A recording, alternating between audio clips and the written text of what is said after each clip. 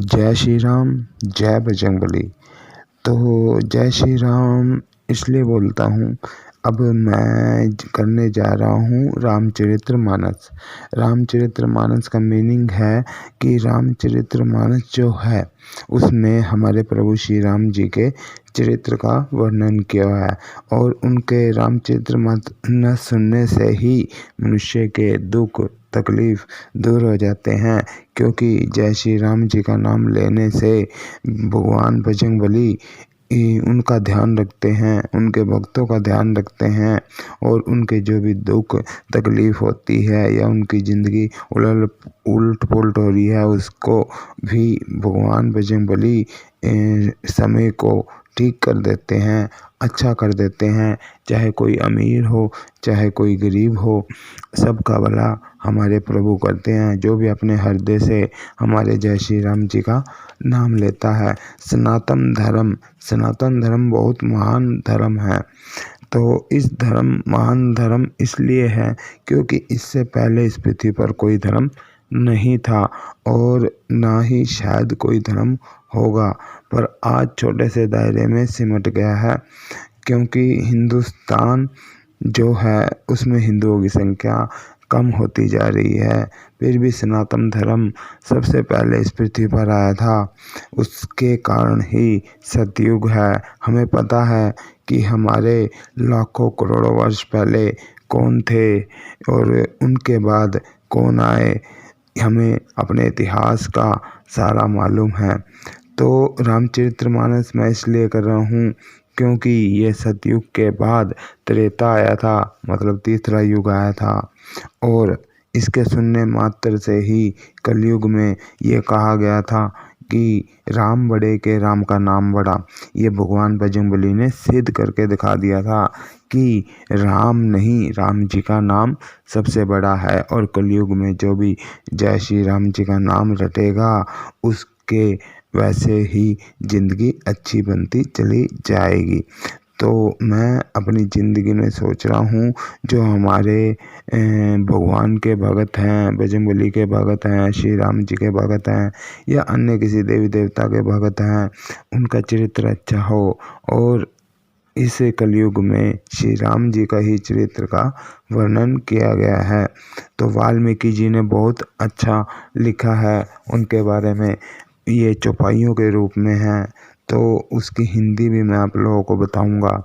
अगर आप सुबह ये आप चला देते हो, आपके सुनने मात्र से ही कि आपका दिन तो अच्छा जाएगा ही और दिन के साथ आपकी ज़िंदगी भी अच्छी चलती जाएगी। तो आगे चौपाई इस प्रकार है, मति करीति गति भूति भलाई, जब जेहि जतन जहाँ जेहि पाई। अर्थात उसमें जिसने इस समय में जहाँ कहीं भी जिस किसी यतन से बुद्धि कीर्ति सद्गति विभूति और भलाई पाई है। अर्थात हम कह सकते हैं कि जिस समय में जो आपका ये समय चल रहा है, आपकी ज़िंदगी चल रही है, इस ज़िंदगी में आपने यत्न करके अपनी बुद्धि का विकास करा, अपनी कीर्ति बढ़ाई, अर्थात अपनी इज्जत बढ़ाई, सद्गति जिसके अंदर अच्छी गुणों का विकास है या जिसने अपने ज़िंदगी को ऐश्वर्य रूप बना लिया है, यानी बहुत आसान कर लिया है और जिस मनुष्य में अच्छी भलाई दूसरों की भलाई करने के गुण पाए जाते हैं, अर्थात संस्कार पाए जाते हैं। सो जनब सत्संग प्रभु लोकहु वेद न आन उपाऊ। अर्थात सो सब सत्संग का ही प्रभाव है, बस समझना इंसान को है। हमारे वेदों में लिखा हुआ है इस लोक के बारे में, यानी ये जो लोक है अर्थात ये जो पृथ्वी लोक है, इसके बारे में हमारे वेदों में लिखा हुआ है। इसकी प्राप्ति का दूसरा कोई और उपाय नहीं है। मतलब अर्थात अगर आप अपने जीवन को अच्छा बनाते हो, बढ़िया बनाते हो, वो सत्संग के माध्यम से ही आप बना सकते हो। सत्संग के अलावा दूसरा कोई उपाय नहीं है। जिंदगी में आपको बुद्धि, कीर्ति, सद्गति मतलब अच्छे गुण, विभूति मतलब आपका जीवन अच्छे से चले, सुखों से भरपूर हो और आप में दूसरों की भलाई करने के गुण हों। ये सिर्फ हमारे वेदों से ही मिलता है। बिनु सत्संग विवेक न होई, बिना सत्संग के कभी भी विवेक नहीं आता और श्री राम जी की कृपा के बिना कभी सत्संग नहीं आता। कहा गया है चौपाई में, राम कृपा बिनु सुलभ न होई। राम जी की कृपा से यह सब सुलभ नहीं हो सकता। सत्संग मृदु मंगल मूला, अर्थात सत्संग जो है वो आनंद देता है, खुशी देता है और कल्याण करना इसकी जड़ है। मूला यानी इसकी जड़ है। सोई फल सिद्धि सब साधना फूला, अर्थात जिसको सत्संग की सिद्धि आ गई है या उसने इसको प्राप्त कर लिया है तो समझो उसको उसके इस मानव जीवन रूप का फल मिल गया है और सब साधन तो फूल ही हैं। फल तो कोई प्राप्त करता है इस सत्संग से। तो अगली चौपाई इस प्रकार है। सत सुधरिहि सत सतगति पाई, पारस परम कुघात सुहाई। विधि बस सुजान सुगंगत, पर ही फनी मनी सम निज गुण अनुसर ही, अर्थात दुष्ट भी संगति पाकर सुधर जाते हैं। मतलब जो बुरे व्यक्ति होते हैं अगर उनको अच्छी संगति मिल जाए तो वो भी सुधर जाते हैं। जैसे पारस के साथ स्पर्श होते ही लोहा सोना बन जाता है, सुहाना हो जाता है, सुंदर दिखने लग जाता है। वैसे ही जो बुरे व्यक्ति हैं वो अच्छी संगत में आकर सोने के समान हो जाते हैं। पारस मतलब अच्छी संगति। किंतु दैवे योग से, यदि देवताओं के योग से यदि कभी सज्जन कुसंगति मतलब बुरी संगति में पड़ जाते हैं तो वे वहाँ भी सांप की मणि के समान अपने गुणों का ही अनुसरण करते हैं।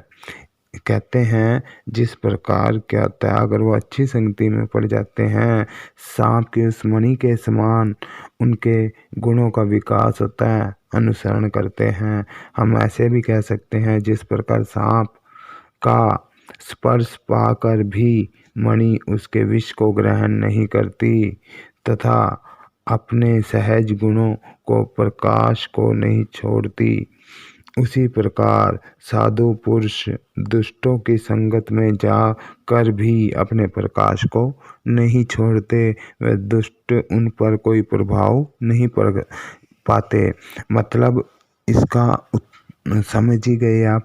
अगर अच्छा इंसान बुरी संगति में जाएगा तो वो बुरा नहीं बनेगा, वो अपने अच्छे प्रकाश को देता रहेगा। और जैसे बुरा इंसान अच्छी संगति में आ जाता है तो वो उस सोने के समान हो जाता है। जैसे पारस के साथ सोना वो लोहा टच हो जाता है और सोना बन जाता है, उसी प्रकार अच्छा व्यक्ति की संगत में जाने पर बुरा व्यक्ति भी अच्छा बन जाता है।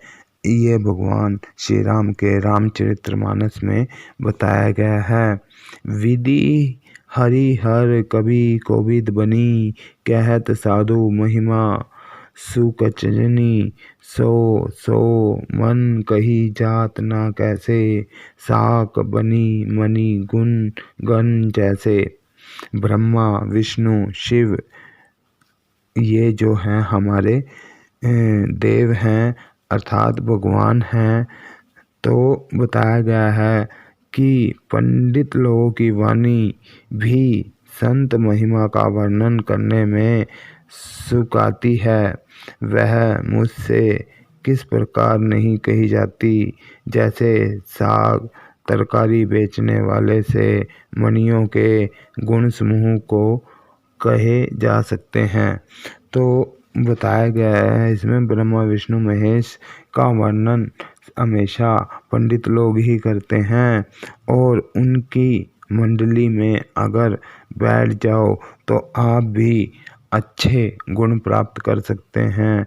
तो मैं एक अज्ञानी हूँ, मतलब मुझे इतना ज्ञान नहीं है, फिर भी मैं आप लोगों को बता रहा हूँ कि साग और सब्जी बेचने वाला भी मणियों के गुण समूह को नहीं कह सकते उसी प्रकार। तो इसमें एक दोहा है, ये दोहा मैं आपको बताता हूँ।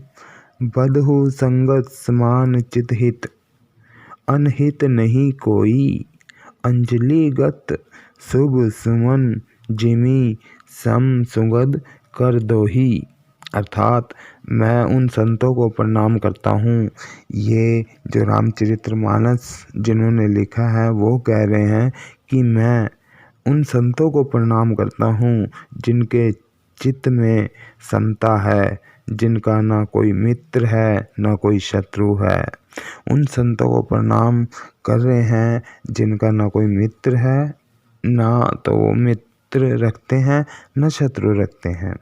जैसे हम कह सकते हैं कि एक अंजलि में रखे सुंदर फूल, फूल मतलब आप अपने दोनों हाथों को जोड़कर जो उसमें फूल रखते हैं, उन फूलों को रखा जा सकता है और फूलों से क्या होगा, आसपास में सुगंध बिखर जाएगी। उसी प्रकार उन संतों की जो संगत है, उनके पास बैठने से ही उनकी आपको सुगंध अर्थात सत्संग रूपी जो गुण है, प्रकाश है, वो आपको मिलना शुरू हो जाएगा। दोनों हाथों का समान रूप से सुगंधित करते हैं, वैसे ही संत शत्रु और मित्र दोनों का ही समान रूप से कल्याण करते हैं। इस दोहे का ये मैंने कोशिश करी है वर्णन करने की, आप लोगों को समझाने की। मेरे चैनल को सब्सक्राइब आप करो और लाइक करो, शेयर करो। अगर आप लाइक शेयर ही करते हो, उससे ही आपको क्या होगा, आपको जो आपके इस जीवन में दुख हैं, तकलीफ़ हैं या आपके मान लो आने वाले हैं, वो बदल सकते हैं अगर आप रामचरितमानस की वाणी सुनते हो। भागवत जो है वो बहुत अच्छी है, पर मैं ब्रजमूली भक्त हूँ, इसलिए मैं आपको रामचरितमानस पहले सुना रहा हूँ, भागवत की कथा भी मैं आपको सुनाऊंगा। तो अगला दोहा इस प्रकार है। संत सरल चित जगत हित, जनी स्वभाव स्नेहु। बल विनय सुनी करी कृपा, राम चरण रति देहु। संत हमेशा सरल हृदय कहते हैं, मतलब उनके जो दिल में कोई पाप नहीं होता है, वे सरल हृदय होते हैं और जगत का हमेशा भला ही चाहते हैं। उनके ऐसे स्वभाव और स्नेह को, प्यार को जानकर मैं विनय करता हूँ कि मेरी इस बाल विनय को वे सुनकर मुझ पर कृपा करें और कृपया करके श्री राम जी के चरणों में मुझे प्रीति लगा दें। अर्थात कहने का मतलब सरल भाषा में ये है कि मैं उन संतों को, उन निर्मल